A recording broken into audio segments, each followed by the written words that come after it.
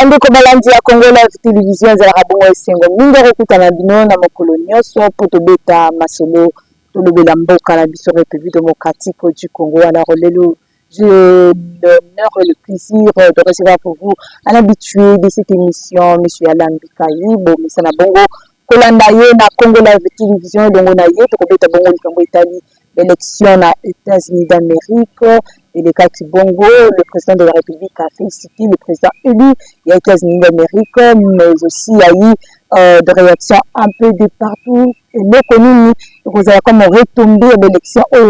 la situation sécuritaire à la République démocratique du Congo. Alors, pour le pays Bongo, l'Italie, justice congolaise, les États généraux et Baraki Bongo, depuis Mokolo et le Kati, donc depuis hier. Voilà, les États généraux et la justice. Après les États généraux et la justice, est-ce qu'il y aura un changement? La résolution, est-ce que cause en pratique? Nous allons devoir chuter par cette question. La Constitution République démocratique du Congo, mesdames et messieurs. Je disais tantôt que Nazak Bongo moi a beaucoup habitué de cette émission, monsieur Alain Bikayi, à qui je dis bonjour. Bonjour, merci madame, estime. Bonjour, Nabalamio sur Congo Live. Bonjour, Naba Oyanga, vrai balandaka, ou babingaka, ou apito patoyemo makansi, na pesi bangombote, sans oublier Bandeko, ou abazana bazone occupé par ennemi, par agresseur. Bandeko abunagana, Bandeko bana basisi, soki apinapi, tozana bango, longo, tobosani bangote, République bosse bangote, de République osala, oh, sengeli. Pour le la liberté, bazonga na bomoko na biso, ba perdre espoir te, biso ba on a tanti que ba ça le loté. Kolobela na habité faut ba le mais gouvernement zo sala zo déployer ba moyen belé pour la récupérer ba zone occupée pour la libérer ba ndeko na biso ba prise en otage bazo souffrir na kati ya mboka na bango bazo traiter bango ba esclave na mboka na bango bazo imposer bango ba diriger bango bazo boto na bango ba bilanga ba biloko na bango belé bazo boma bango toujours sango que et aussi la teza guerre ko teza makambo ya régime teza makambo ya mpaya mutu alibanda na régime mais na ebité mineza grave parce que guerre est banda kala toyebi que bapaya ba ennemi ba multinational na banani ba boto na biso mabe na biso alors complet nous sommes biso ba population congolaise tout qui unité mbelelele to perda partout na pour tout tika kana bomoko okende mutanga na banda ka to que jamais to céder na be na biso à est OK kutu mutanga na jika to que pour na est jamais to tika te wana nde unité wapi population congolaise azaka attaché na mabe na population à est pena babosana bangote. Très bien. Merci beaucoup mon mboka Alain Bikayi. Alors sans plus tarder, nous allons aborder la première thématique autour de l'élection aux États-Unis d'Amérique. Le président de la République, Félix Antoine Tshisekedi Tshilombo, a félicité le président élu. Les États-Unis et puis à l'objectif à déterminer et pour renforcer les relations entre République démocratique du Congo et les États-Unis en termes de partenariat. Et pour l'intérêt de la République démocratique du Congo, quelle est votre analyse? Oui, moi je salue déjà l'élection du président Donald Trump. Vu ma valeur chrétienne ou wapi, parce que moi je suis chrétien. Okay. Pratiquant peu à conviction peu pratiquant. Elle a mon que maman Kamala Harris nandeko nani na ona na ba campagne na mona que mokili une fois que madame Harris aleki na si que mokili ne côté difficulté ma case pour soutenir en place parce que ba voter ba autoriser na voter ba mariage homosexuel ba bloqué belé comme que la mission c'est na mission pour ça revivre dans sa mokili et le qui le cas mais notre partenaire qui et le liboso monique élection qui kita pour l'élection de Barote, compromis à l'africaine, na mona élection États-Unis à modèle, bango peut kita rosakanate, bato bako tricher, kuna ba préparer tricherie, koto o ba zabona boy, o akoni élection te, na ba na so la kuta la veille élection na ba collègue mo habite madame on habite on lekate. parce que dans ça l'analyse ya contenu ya ba médias ba occidentaux mingi ba français ba nini ba popa biso ba bana ko inokile biso et le moment va préparer biso que à risque de roleka mais ce que la ni ba so wala makambo Trump bazo exprimer peur na bango pe na iso ni na iso que mena la ni asala analyse ba information va diffuser na ba médias européens je me rends compte que le type de Donald Trump roleka ba Union européenne bazo banga retour na ye pour à rechercher makambo belé parce que fallait que Trump aya pour guerre aux na nini na Moyen-Orient pour cela pour guerre na fait cela noki parce que nani Israël peut comment menacer Iran a ça tellement qui veut toujours baquer réplique na goza brutal contre Israël malgré ba meka ko déployer déjà ba avion pour na nini il fallait mais pour la likambo étaliner le chef de l'État les traditions l'élection c'est la biso le quoi population non biso ko ba distraction peut mais et peut-être intérêt comme intérêt immédiat exact mais des racines entre les républicains et les démocrates dans la politique là-bas on va comme ça makam pour tout le monde avec Trump sous l'administration de Trump République démocratique du Congo comme qui na considération moboé na makambo sur le plan international et comment rechercher les makambo à est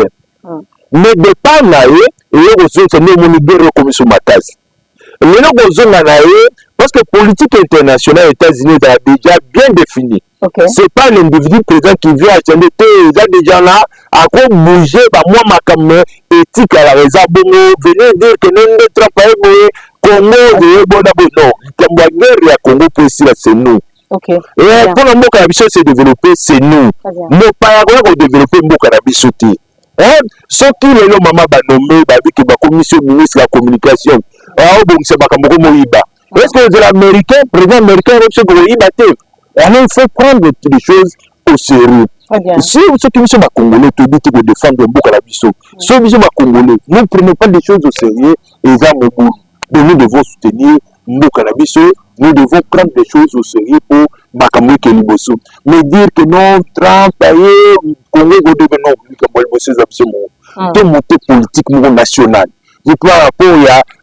sur les scènes internationales aujourd'hui je vous dis que la République démocratique du Congo a déjà signé son retour dans les conseils des nations et le dans la Congo et banda ko planifier tu vois avec les locaux représentés aujourd'hui nous avons un Congo pour la zoya de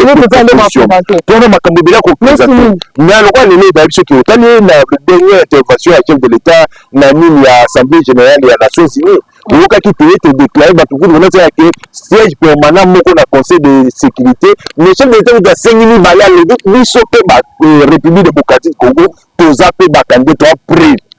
pour s'assumer les responsabilités là nous nous assumons dans le passé au lieu qu'il a conseil à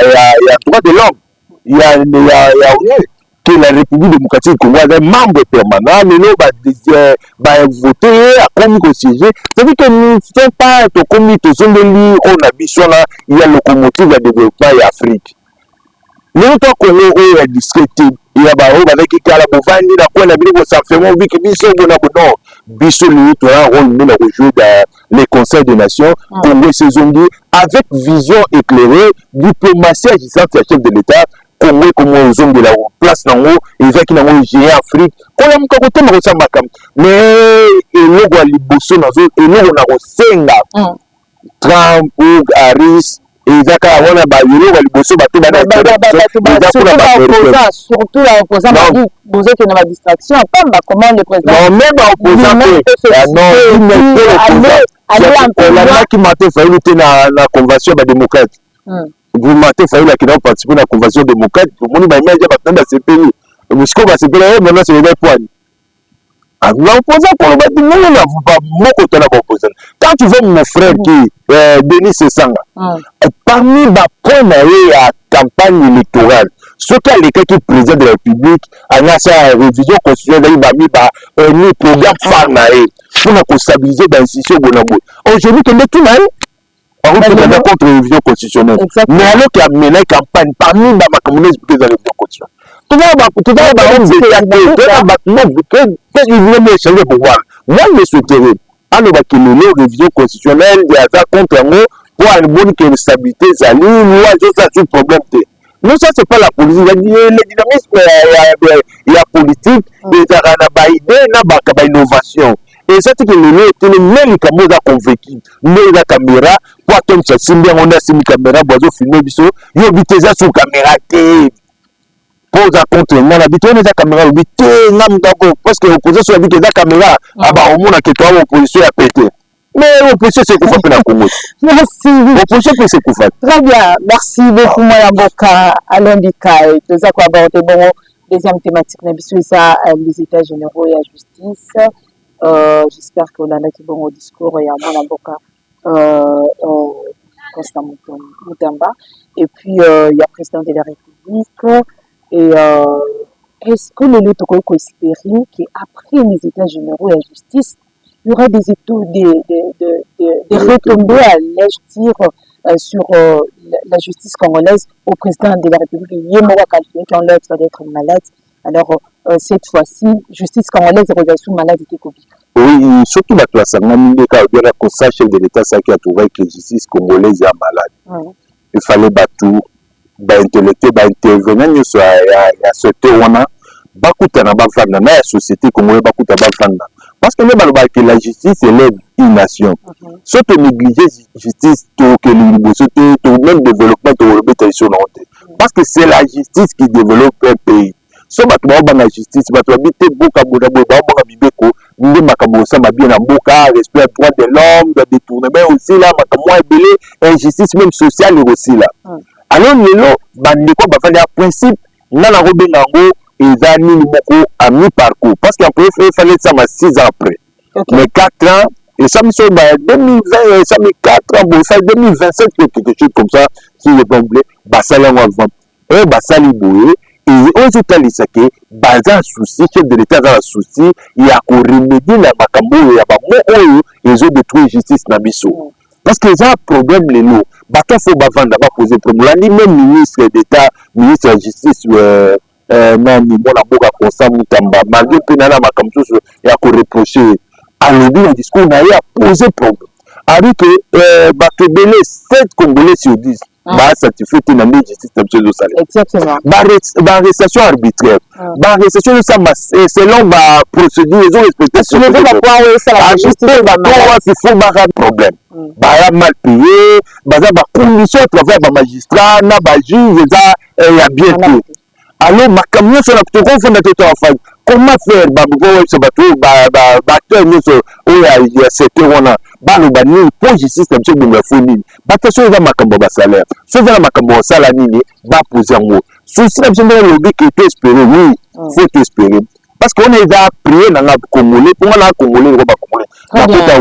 Ça m'est arrivé il n'y a pas 2 jours, 3 jours, na tiki mutu kananga, na kiti, na bimisi yango na arrêt, nous babé na arrêt de bis, na population ba unité na moni fourrier. Le roi, je suis un bon citoyen, na bité sur ma salle pour va biso boé, ba roboto trafic, yo na sa bona tiki na mi, pourquoi expliquer dans la scène. On te na côte ici na loin la chaussée. Na loin près la place où batia ba arrêt de bis était mona. Na so ba unité ba bandiro ba na tiki ba kim. Na kepe na place où ba kangai, na kuti ba tuno ba okabula mum. Na bandal da bakaya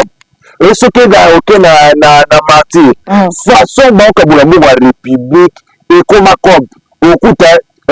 bazo beta lisolo ya commissaire provincial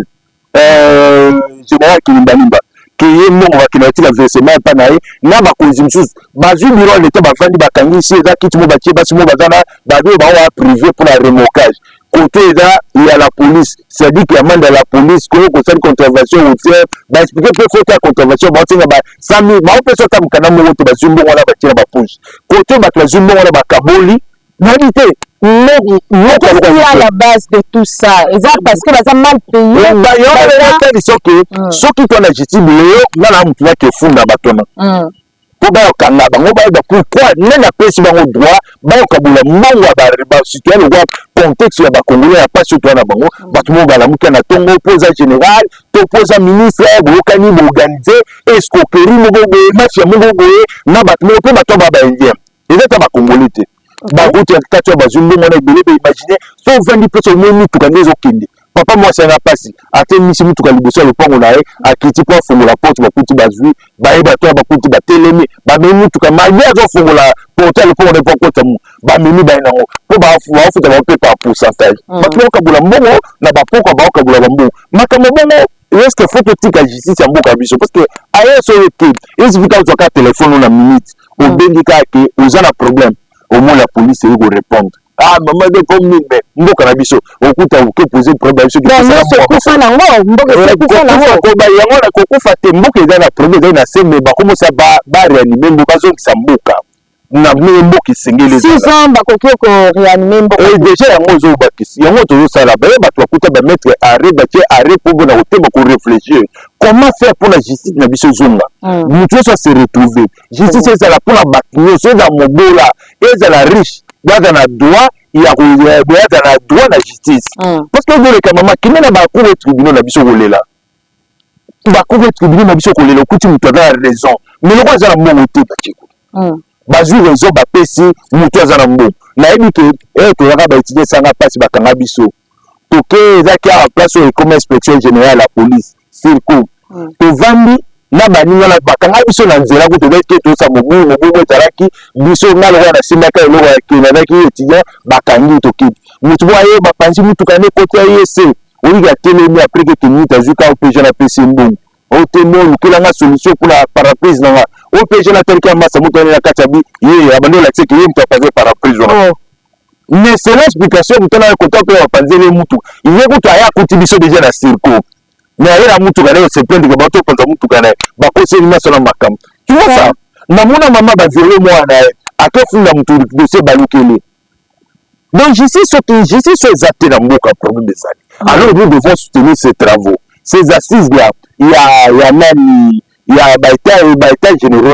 pour et pesa biso le mois bien pour aux bénéfices na biso dire que nous kwa buti na le côté bona boy pour aussi na paix mais parce que c'est pas la première fois c'est pas la première fois cette fois-ci non toza batu mutu zo tambona na vie pourquoi le mutala kitalata la mtu na tongo ateme sokoli na yabo ngobi ute kitalata est-ce que suke zaka bien et le mieux de la beauté pour que bon ça subi to pour que cadre on peut tout ça zaka payer mais le tout tamo est-ce que qu'est-ce qui n'a pas marché pour te bongisa que toi tu ka to vanda to baki non zate to pesa recherche ba travailler très bien mais ba résolution obi ba kuna ba appliquer yango et non on a la sena pe na ministre Mutamba na beta moi libanda ministre Mutamba kunu zongi kasi bo ngala tikobeta maboko te na trouva bi mboka lokwa biso prison ezaka lié moko ya recrutement ba criminel bakotika bango masse bongo te sans mesure encadrement comment mutu aza criminel mutu aboma bato de fois mutu aza récidiviste et prime de justice mutu soki nini akata bato plusieurs fois obimisi ka boyake mesure bozwi apesi bino nini apesi bino anarkisi bino mpo botika ye bongo akende lelo mona bakauka kende akauka omona kende na kimbangu lelo baotoboma garso mona kimbangu epo bakuluna moninga baka ezongi moninga mona akauka jour na telemi bona baninga na moi baobotola bato bamongo na nzela 18 etina peso mona bi na temi na zula na pesi mutuka na ki mais toza wapi conseil Mutamba na yebi koza jeune malembe mais lelo mosusu namona déjà na rentrée kuna na nini na namonaki président ya cour constitutionnelle pasa beteli Mutamba pena de beti Mutamba 12 na ba discours na ezotanga bato bakonzi asubeti ministre d'état pena 12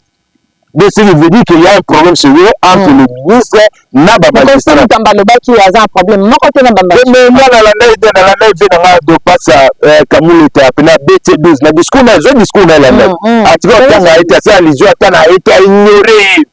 Alors ce qui n'est pas bon ba vandi bon déjà na bien qu'on la paye sous des de moi que ba plafond na climat bien té. Climat bien te déjà ce monde na bon et on va te senga bango intérêt ya mboka et ba intérêt ya mboka liboso ba intérêt ya mboka etamba liboso non ba intérêt ya ba individu kamu eta koleka nani Mutamba koleka bakotiki ya bana na nini bango lobi bakozana bango pe ba passion bango kende bakoza retraité mais bana na bango bakoko na bango la justice ni bakotiki na bango bato wa justice wapi ya mtu na lopango ne vandi wali polika mo sami na limité na lubefu 17e muru mutu atekela bato concession bato batonga ba immeuble bafanda ka jumo bato mo babimi ku groupe wa bavocat na banani o lopango bo ki ba ngoblo libanda sans même jugement la police quand ne basaki pa nani diplomate français na ba yebo bo ki bato bo libanda ba ki na police po bazo se ba réhabiliter ba na ba $20,000 ah mon général eloko esamaki na nini na limité bato bo libanda $20,000 pour que ce gros alors que bato basombi le pont bana ba document na bango en bonne et due forme telle justice ya mboka biso mais ceux qui bato bazali na mbongo te moi je bâti tilelo na venir nini na comment on appelle ça na camp d'anciens combattants le pont on a muta somba le pont depuis 94 mutwa bimi na mikanda il y a 2006 que le pont on a somba au cara na onel mais pendant tout ce temps depuis 94 que tu es mais moi je l'ai vu banda mutona kwa za mbongo ta justice to wana okuta na kati ba magistrat baza ba avocat bazali ba kombina mais faut banda na ko soigner nos malades wana na kati dans entre bango mais oui yamona ba bit faut moi ba malade ba symptômes les années de poser diagnostic et après bo sala po bo obimisa bo pesa traitement et sengeli très bien mais le ba sputani kula basala ba bimila biso na traitement to baki nini malade kisi ba opesa pour na malade nesila. Merci beaucoup. Nous allons devoir chuter par cette question. Il y a constitution, il y a République démocratique du Congo, IDPS, ça toujours déterminé pour la constitution et balobi ba kolembate ba kokende bongo tina suka. Bon, et ko baka IDPS lelo même parce que ba parti sous la union certains bazan na bango c'est pour le se prononcer sur telle ba force FPI force politique à l'IDPS où il y a autorité morale Élysée beaucoup mona bakemaki na ba Claude Mugabo bakemaki mona secrétaire général faisant office à président de l'IDPS pour la c'est que bango pe ba koti ba balancer une pétition pour récolter 100,000 signatures pour la population pour la consultation populaire population après ça va naître gros poisson c'est un sage politicien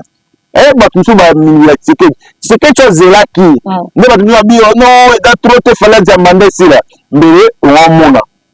bateau na ça déjà même qui a monté on a il est PC chef de l'état bandi il est PC memi kombana bamsu ba va redonner na rabata la population mais population confondre bango population est d'accord adhésion populaire population nini parce que son population est d'accord na route le peuple est d'accord na route moyoka réaction ni la population zani côté na bino ba traité bi habiter biso to boy non mais tout ignorant non la population de notre biso to yebi na mboka on qui est la population de d'accord na likamte au moins quand tu sais que ya lobal na kisangani population trouver des marches à chef de l'État initiative na eza salvatrice pour la stabiliser ba institution même opposant tu vas dire à mon frère Denis Sanga qui a sa population que de révision constitutionnelle à Mabé on se vient à faire avec pour la réforme il y a une institution et réforme de l'institution sans révision constitutionnelle vieux matin de banam non le baba petit à comme moi capable de tout le sobo a changer pour être c'est que jamais comme ça matin il faut pas coûter la salle de ba vendre là on va habiter avant c'est que des salles ba to vendre to partager bon il faut récupérer dans ma gâteau après mais to bani le baptême normal mais bon ba nous on tient commission en place ba couche sociale il y a notre société ba on va dans la solo là nous ba porter expertise dans bango biso bonabo on l'a dit ba chef ba confession religieuse ya Okatanga ba bini ba lobi ke biso to après pour na kokindi tu sais que même pape le banque que même la Bible doit être révisée surtout pape François lobi que même Bible faut à réviser même Bible même mettre la Bible peut à réviser lui second il va réviser mais constitution est correcte cette Bible doit réviser l'article 218 quand le chef de l'État nous t'accorde de la population à référendum est-ce que le chef de l'État soit une population à référendum et ça point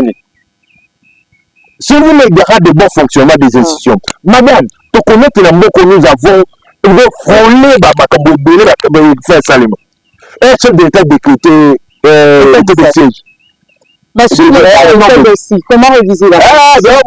non, le chef de l'État vient de la commission de traité. Tu as dit commission nationale de proposer, soit tu vas arrêter l'état de siège pour me battre la banque.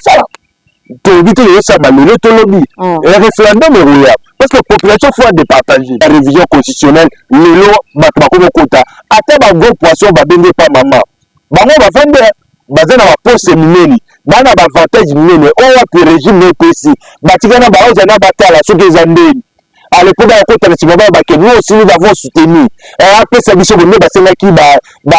institution ya république basenga ba poste minene po ba nani ba ali mais c'est tant on a qui t'a expliqué les population pour préparer terrain mais ba vandi ba oza bata population po ba ya kota na sima na sa population congolaise que